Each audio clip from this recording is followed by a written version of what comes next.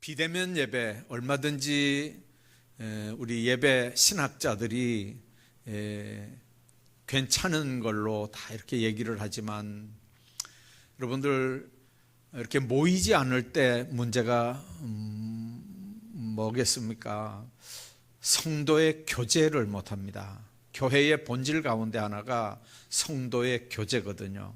그거 못하잖아요. 또 하나는 성찬식을 못해요. 성례전이 없는 건 교회가 아니에요.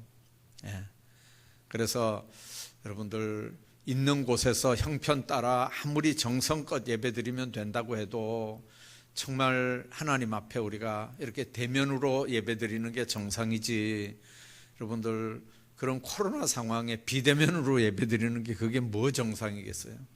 얼마나 답답하면 우리가 그렇게라도 하지만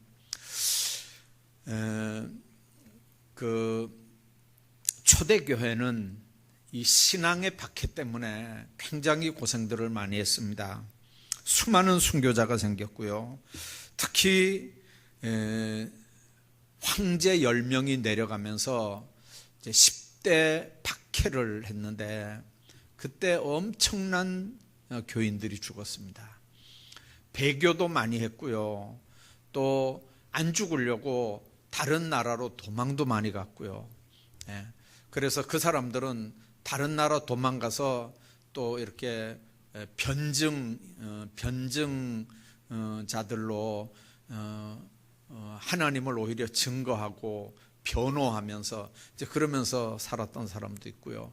물론 배신하고 이제 예수 안 믿는다 그러고 그냥 그 목숨을 부지했던 사람도 많고요.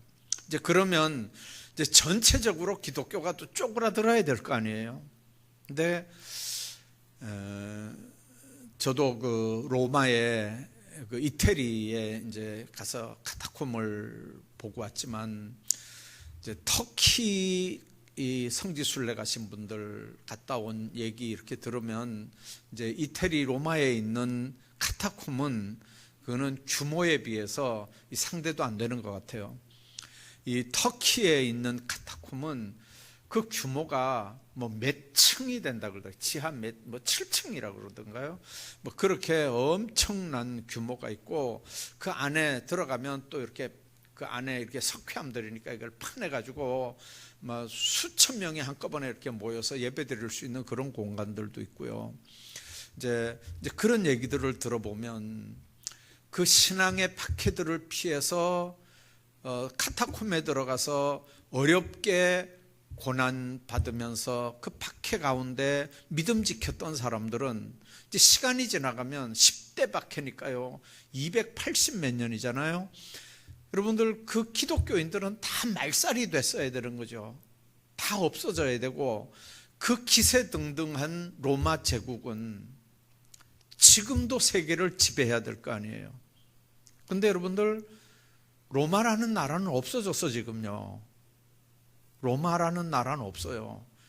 이탈리아의 그 이태리의 조그만 도시 하나가 그냥 로마시예요. 그 옛날에 대단한 나라는 없어지고 한 도시로 전락을 해버렸어요. 근데 그 땅굴 속에서 어렵고 힘들게 믿음 지키며 살았던 예수쟁이들은 어떻게 돼 있죠 지금? 전 세계에 복음을 전하며 전 세계에서 하나님을 찬양하며 살잖아요. 강한 게 강한 게 아니고요. 약한 게 약한 게 아니에요. 강한 게 강한 게 아니고 약한 게 약한 게 아니에요.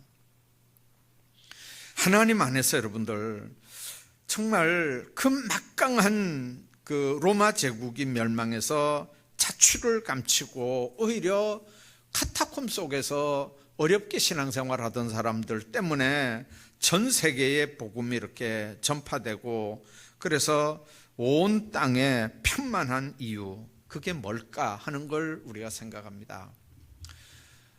우리가 어떻게 이렇게 가만히 생각해 보면 사람의 이빨보다 더 강한 게 뭐 어디 있겠어요. 사람이 죽어서 이렇게 이제 그 이장할 때 보면요 어지간한 뼈들은 다 이렇게 사그러지고 없는데 이빨은 치아는 안 썩고 그대로 이렇게 나온다고 그러잖아요. 이가 그렇게 강해요. 단단한데, 그런데 그게 이렇게 탄탄해도 60, 70년 이렇게 쓰면 딸코 나중에 상하고 그러잖아요. 근데 혀는 얼마나 약해요. 혀는 얼마나 약해요. 근데 혀가 70년, 80년 썼는데 따라서 못 썼다 이런 얘기 들어보셨나요? 하나님 안에서 우리가 신앙생활을 할 때 온유한 자가 복이 있다고 하는 말씀, 오늘 우리가 읽은 말씀인데, 예수님의 산상복은 특별히 팔복 가운데 이 온유에 대한 말씀을 하고 있거든요. 그런 사람들은 땅을 기업으로 받을 것이며, 그렇게 말씀합니다. 현대는 힘을 숭상하는 시대잖아요. 강자를 존경하고 약자를 경멸하는 세상이에요. 그러니까 온유라고 하는 말은 까뜩 잘못하면 무능력하고 아주 힘도 없을 뿐만 아니라 아주 나약하고 이제 그런 모습으로 우리가 온유라는 말이 비춰져요. 또 까뜩 잘못하면 그냥 순한 게 온유인가, 이제 이렇게도 생각이 돼요. 그러나 여러분들, 예수님이 그랬거든요. 나는 마음이 온유하고 겸손하다. 예수님도 당신의 마음을, 내 마음, 나는 마음이 온유하고 겸손하니 너희는 내 멍에를 메고 내게 배우라, 그렇게 말씀하거든요. 그래서 오늘 이 온유라고 하는 말 뜻이 뭔지, 또 어떻게 우리가 온유한 사람이 돼야 주님께서 주시는 이 온유한 자에게 주시는 축복을 받는 건지 오늘 좀 몇 가지 생각하려고 합니다. 이 온유라고 하는 말은요, 헬라어에 프라우스라고 하는 말입니다. 형용사죠. 그런데 이 프라우스라고 하는 말을 라틴어로 번역을 할 때, 라틴어에서는 미티스라고 하는 말로 번역을 했어요. 이게 미티스라고 하는 말이 뭐냐면 말에게 재갈을 물린다는 말이거든요. 그러면 이 프라우스라고 하는 말도 이제 그런 의미가 있으니까 라틴어로 이 미티스라고 하는 단어로 옮긴 거예요. 온유라고 하는 말이 뭔 말이냐면요, 야생마 있잖아요. 야생마.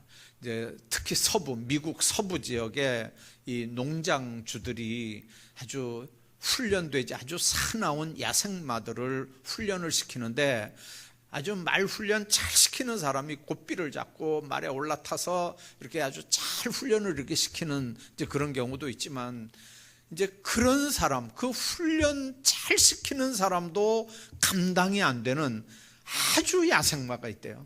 그 무서운 야생마들은 훈련을 시키는 방법이 딱 하나인데, 어떻게 하냐면 나귀하고 야생마하고를 아주 잘 묶어 놓은대요. 밧줄로 이렇게 딱 묶어 가지고 아주 절대 안 풀어지게 이렇게 딱 묶어 놓으면, 이제 야생마가 막 길길이 이렇게 뛰면 이 힘없는 이 나귀가 같이 끌려서 이제 같이 이렇게 움직이다가 그냥 쏜살같이 도망가면 그 나귀도 같이 이제 가는 거예요. 가면 온 데로 헤매다가 나중 되면요, 완전히 탈진하고 맥이 쭉 빠져가지고 한 열흘쯤 되면요, 완전히 맥이 쭉 풀려가지고 나귀하고 그 야생마하고 같이 온대요. 그게 아주 사나운 야생마 길들이는 방법이라고 그래요. 이제 그때가 되면 아주 고삐 끄는 대로 끌려가는 이제 그런 상황이 된대요. 하나님 안에서 우리가 신앙생활을 할 때 바로 그런 부분이거든요.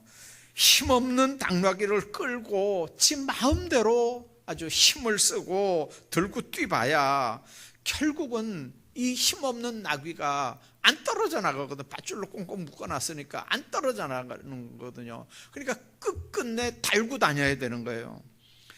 하나님 안에서 우리가 난폭한 성품, 이 거친 성품, 이게 따뜻하고 부드러운 성품으로 바뀌어질 때 이게 그냥 부드럽고 이렇게 순한 성품으로 바뀌어지는 거 아니에요. 저도 자취할 때 옛날에 이 김장 해봤잖아요. 요즘도 그렇구나 이렇게 보니까 요즘은 다 소금 뿌리더라고요. 배추를 이렇게 반을 딱 갈라가지고 소금을 뿌리잖아요. 근데 그 원래는 그게 소금을 뿌리는 게 아니고 바닷물에, 깨끗한 바닷물에 그냥 푹 담궈 놓는 거예요. 그러면 아주 간이 참 잘 돼요. 이 소금으로 뿌리면 시간 잘못 맞추면 완전히 이게 배추가 그냥 막 이렇게 막 이상하게 돼 버리잖아요. 쭉 처져 가지고. 근데 안에 이렇게 물기가 좀 있고 좀 생생해야 나중에 이 김장이 맛있거든요. 바닷물에 이렇게 담궈 놓으면 아주 적당하게 그게 간이 돼요. 성격이 아무리 사납고 아무리 급해도 바닷물에 들어간 소금에 뿌려진 배추처럼 그렇게 되면 그게 하나님 앞에 온전해진다는 거예요. 아주 사나운 들짐승이 훈련 안 된 그 말이 이렇게 고삐를 주인한테 이렇게 넘기면서 주인 말 잘 듣는 것처럼 그렇게 되는 거거든요. 그래서 주인이 뛰라고 하면 뛰고 멈추라고 하면 멈추고, 또 화살이 막 비오듯 날아드는 데라도 달리라고 하면 달리는 거거든요. 그러니까 아무리 달리고 싶어도 또 주인이 멈추라고 하면 멈추고요. 이게 온유함은요, 철저하게 주인을 위한 성품이기 때문에 때로는 질풍노도처럼 막 달리지만 때로는 아주 산들바람처럼 이렇게 부드러울 수도 있는 게 온유의 개념이에요. 근데 주님께서 하신 말씀, 나는 마음이 온유하고 겸손하다고 하시고 오늘 온유한 자가 복이 있다고 말씀하거든요. 그러니까 하나님 안에서 온유는 어떤 면에서 겸손과 비슷한 개념이에요. 이제 온유가 겸손하고 비슷하지만 겸손이 단순히 자기를 낮추는 거라면 온유는 다른 사람이 자신에 대해서 어떤 행동을 취할 때 이제 그 사람에 대한 태도를 온유로 표현하는 거예요. 그러니까 온유는 온화하고 부드럽고 허세 부리지 않고 자기에 대한 악의를 잘 참는 거예요. 잠언 16장에서 노하기를 더디하는 사람은 용사보다 낫고 자기 마음을 다스리는 자는 성을 빼앗는 자보다 낫다 그랬거든요. 또 잠언 25장에 보면 자기 마음을 제어하지 않는 자는 성읍이 무너지고 성벽이 없는 것 같다, 그렇게 말씀해요. 성경은 잘 다스려지고 훈련된 인격을 온유함으로 그렇게 표현합니다. 그냥 순하다, 아니 선천적으로 순한 사람도 있잖아요. 그런데 그런 순한 거 말고 아주 야생마같이 거칠고 난폭해도 주님 손에 딱 잡히면 아주 고분고분해질 수 있는, 우리가 모세를 보면 성경이 모세는 아주 지면의 모든 사람보다 온유함이 승한 사람이다, 그렇게 얘기하거든요. 그러니까 모세가 온순한 사람이래요. 온유한 사람이래요. 자, 그런데 여러분들 우리가 모세 알잖아요. 학대당하는 걸 보고, 자기 동족이 학대당하는 걸 보고 사람 때려 죽인 사람이에요. 여러분들 사람 때려 죽일 수 있는 사람이 뭐가 온순한 사람이에요? 나중에 하나님의 부름을 받고 이제 시내 산에 올라가서 십계명 받을 때 하나님께서 그랬죠. 저 밑에 지금 아론과 사람들이 금송아지 섬기고 있다고 빨리 내려가라고. 그래서 내려가 보니까 이 금송아지 만들어 놓고 거기서 들고 뛰면서 애굽에서 우리를 이끌어낸 하나님을 찬송한다고 하면서 금송아지한테 찬송을 하는 거예요.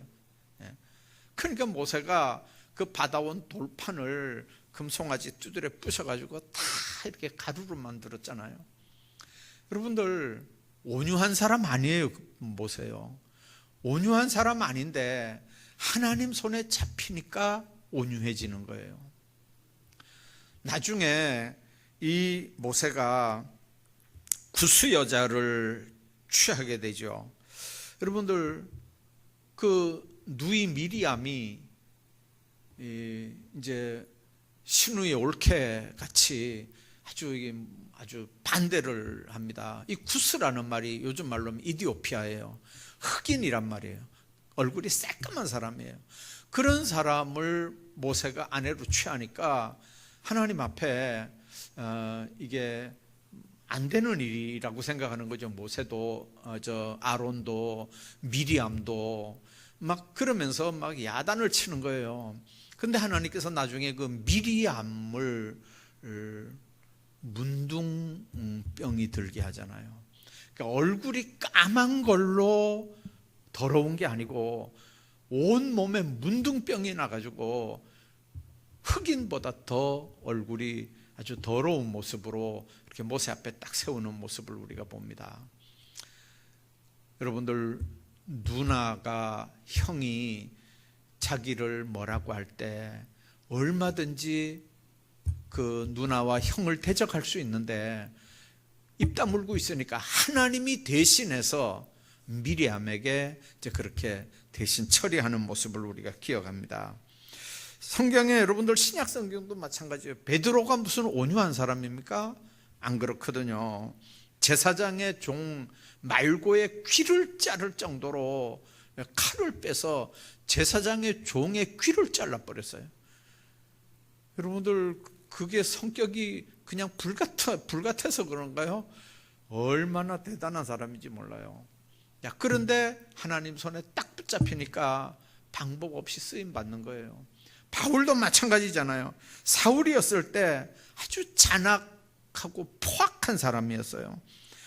여러분들, 모세도 베드로도 바울도 하나님의 손에 딱 잡히니까 그 야생마가 그냥 고삐가 주인 손에 딱 붙잡혀질 때 아주 온유한 말이 되는 것처럼, 이런 모세도 베드로도 바울도 성경의 많은 사람들, 우리 신앙의 많은 선배들도 대단한 성격들이 있는데도요, 하나님의 손에 딱 잡히니까 온유하고 겸손한 사람들이 됐던 걸 우리가 봅니다.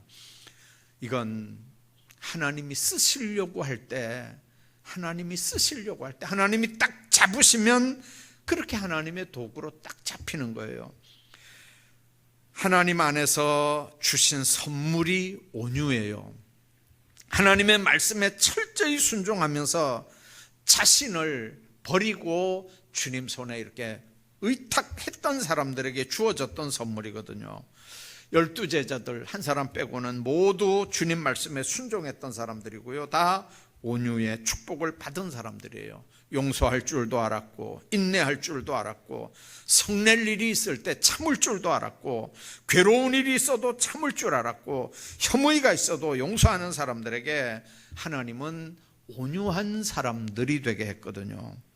그리스도의 마음을 품은 자, 하나님의 성품을 본받는 자, 그런 사람들이 성경에서 말하는 온유한 사람들인 줄로 믿습니다.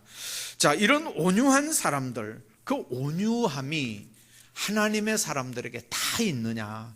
예수 믿고 구원받는 순간에 모든 예수 믿는 사람들에게 그 온유함이 다 있느냐? 그렇지 않거든요. 언제 보면 아냐면요, 억울한 환경 속에 이렇게 있으면 온유함이 나타나요. 여러분들, 억울한 문제가 생겼다. 예를 들어 무슨 행악자들이 우리를 억울하게 한다, 힘들게 한다. 그러면 본능적으로 우리가 혈기를 내잖아요. 본능적으로 분노를 발하잖아요. 본능적으로 온유하지 않음을 우리가 드러내잖아요. 그런데 여러분들, 다윗, 억울한 환경 속에서 그는 온유했거든요. 시편 37편에 보면 다윗이 그렇게 고백합니다. 행악자를 인하여 불평하지 말며 불의를 행하는 자들을 투기하지 말아라. 다윗이 정말 사울에게 쫓기고 오해도 받고 뭐 그렇게 하면서 큰 환난 가운데, 역경 가운데 있었는데도요, 그 37편 11절에도 그런 말씀이 있어요. 오직 온유한 자가 땅을 차지한다 그랬고요. 풍부한 화평으로 즐기리로다 그렇게 말해요. 하나님 안에서 힘이 쎄서 억울한 소리 들으면 그냥 가만히 놔두면 안 되잖아요. 좀 자기에게 손해가 나는 일이 있으면 팔 걷어붙이고 가가지고 대번에 제압을 해버려야 되잖아요. 그런데 하나님 안에서 사는 사람들은요, 그냥 가만히 둬요. 가만히 둬요. 때가 되면 해결되는 거고요. 때가 되면 다 밝혀져요. 때가 되면 다 밝혀져요. 하나님 안에서 이 세상에서 힘으로 뭘 해보려고 했던 사람이 잘 되는 경우는 잘 없어요. 세계 역사를 이렇게 봐도요, 나폴레옹, 히틀러, 무슨 무솔리니 땅을 다 차지하는 것 같아도요, 나중에는 차지했던 땅들 도로 다 뺏기고 제명에 못 살았어요. 이 폭력을 내세웠던 사람들의 말로는 언제든지 다 비참했어요. 그 폭력이 온 세상을 다 지배하는 것 같았는데 그렇게 안 됐거든요. 바로 왕도 그렇게 강팍하고 교만하더니 나중에 망했고요. 징기스칸 그렇게 불가능이 없었던 사람 같고 세계 최대의 넓은 영토를 정복했던 그 징기스칸도 100년 넘어가지 않았어요. 그 나라가요. 하나님 안에서 우리가 기억해야 돼요. 억울한 환경이 딱 되면요, 차라리 엎드려서 하나님 앞에 그 모든 문제들을 하나님 손에 이렇게 맡기는 거예요.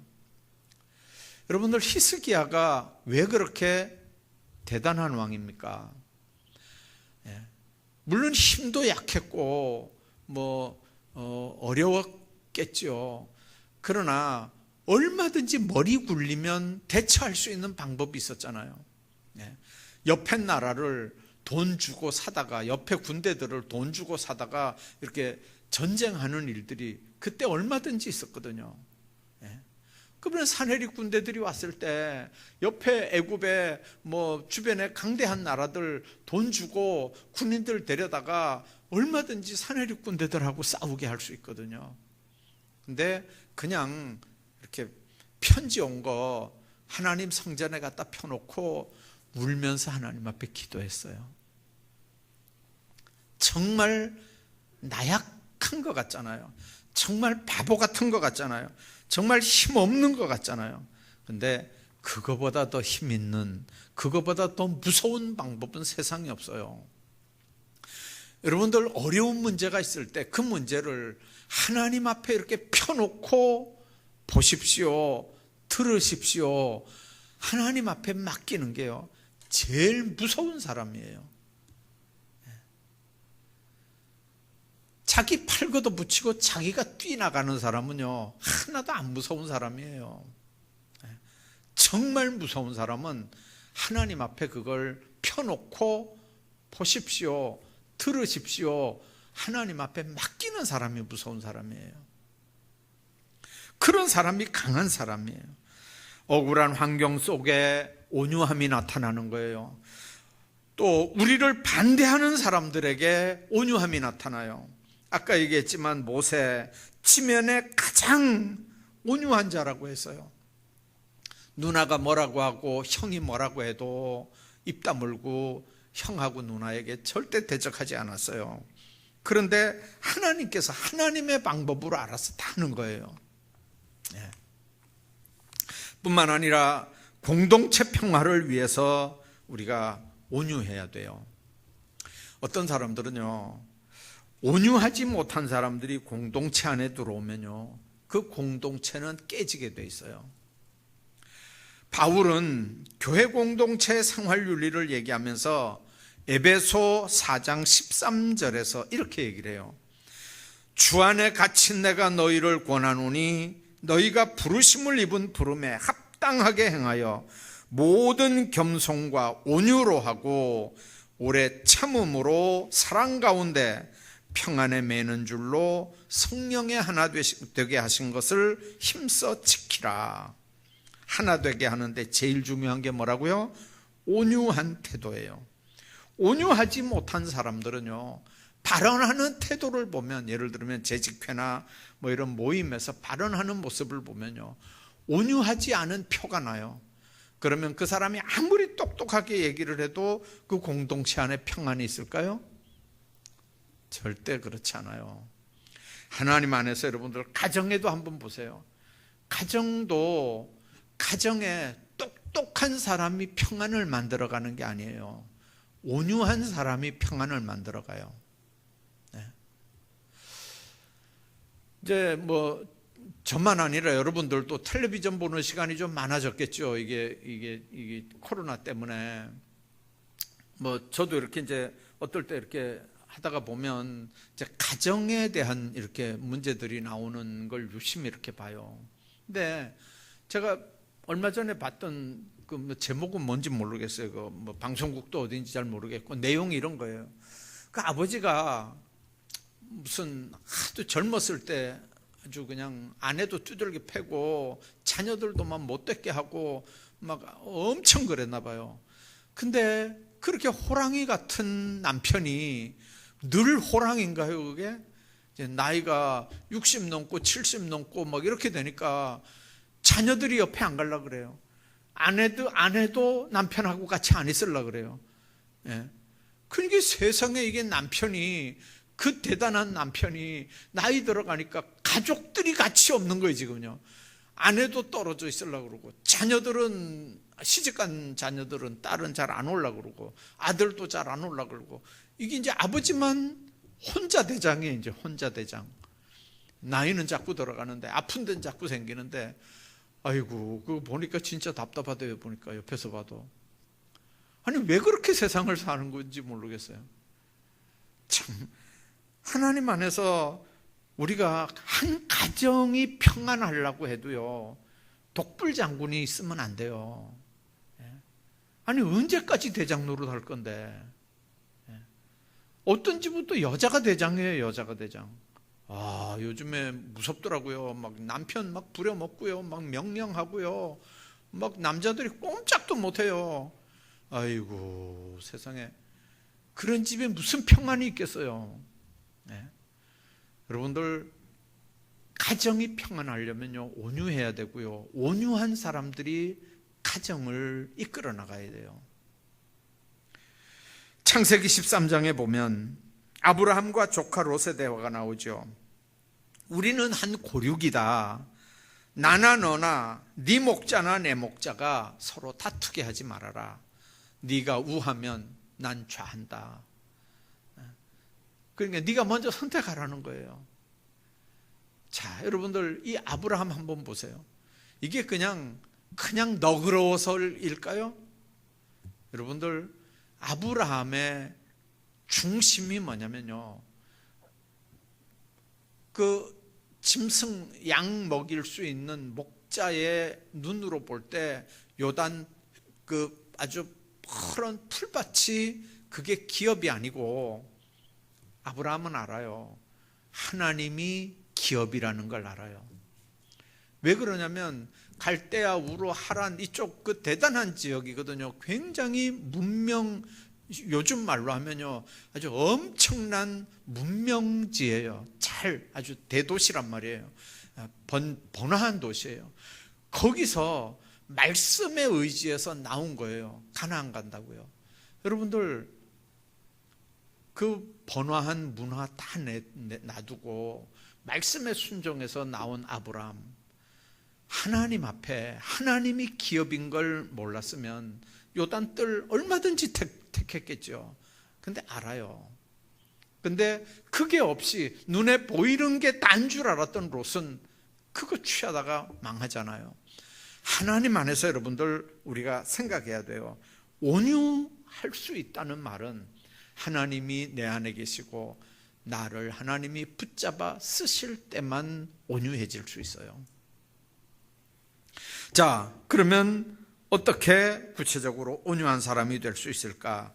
에베소 5장 18절에 이런 말씀이 있어요. 술 취하지 말라. 이는 방탕한 것이니 오직 성령 충만함을 받으라. 갈라디아서 5장 22절에 보면 성령의 열매 9가지가 나오는데요, 그 중에 온유, 절제니 이렇게 하면서 제일 마지막 두 번째 온유가 나와요. 여러분들, 성령 충만해야 우리가 온유한 사람이 돼요. 우리가 들나귀 같은 사람들이에요. 우리가 훈련 안 된 야생마 같은 사람들이에요.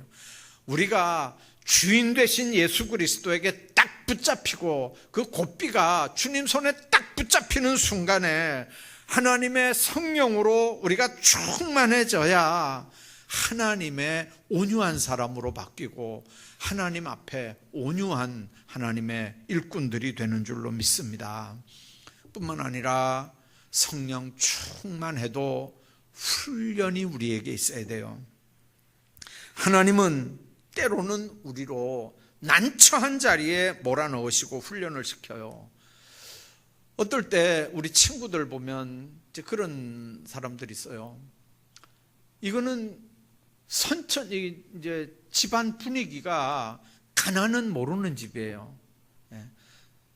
그런데 목회를 할 때 가난한 곳에 집어넣어요. 집어넣어서 그 가난을 겪게 하고 경험하게 하고 그 가난을 극복하게 하는 훈련을 시켜요. 어렸을 때 그런 경험이 없으니까 하나님은 목회를 하면서도 그 경험을 시키더라니까요. 어렸을 때 사람들에게 시달려 보지 않은 사람들은요, 목회하면서도 사람들에게 시달려 그렇게 극복하게 하는 훈련들을 시켜요. 하나님은 감당할 수 없는 훈련을 시키지 않아요. 또 그런 어려움들을 통해서 난처한 자리에 몰아넣고 훈련을 시키면서 천성적으로 온유하지 못한 모세, 여러분들 주변에 얼마나 많은 원망, 불평하는 사람들, 대적하는 사람들 붙여놓았겠어요. 그런 사람들 붙여놓고 그 인격을 이렇게 만들어 가면서 나중에 이스라엘을 이끌고 나오지 않습니까? 그런 와중에 하나님은 그들을 모두 다 훌륭한 일꾼들로 만들어가는 거예요. 하나님 앞에서 완전한 사람은 없어요. 온전한 사람도 없어요. 그러나 하나님 손에 붙잡히면 그렇게 아름답게 쓰임 받을 수 있는 줄로 믿습니다. 하나님의 백성들이 하나님 안에서 살 때 온유는 그냥 부드럽고 그냥 순하고 그런 개념이 아닙니다. 때로는 야생마 같아도 하나님의 손에 붙잡히면 하나님 안에서 아름답게 쓰여지는 거예요. 아까 얘기했잖아요. 그 전쟁터에 정말 핏발치는 화살이 날아오는데도 주인이 돌격 앞으로 하면 가는 거예요. 그런데 얼마든지 마음껏 뛰놀 수 있는 저 푸른 풀밭이라도 수덥하면 안 가는 거예요. 그게 온유한 사람들의 삶의 모습이에요. 온유는 순한 거하고는 달라요. 그 삶 전폭을 하나님 손에 맡기고 하나님이 하나님의 백성들을 이끌어가는 삶의 모습들이에요. 그런 사람들에게 하나님께서 놀라운 축복들을 허락하시는 줄로 믿습니다.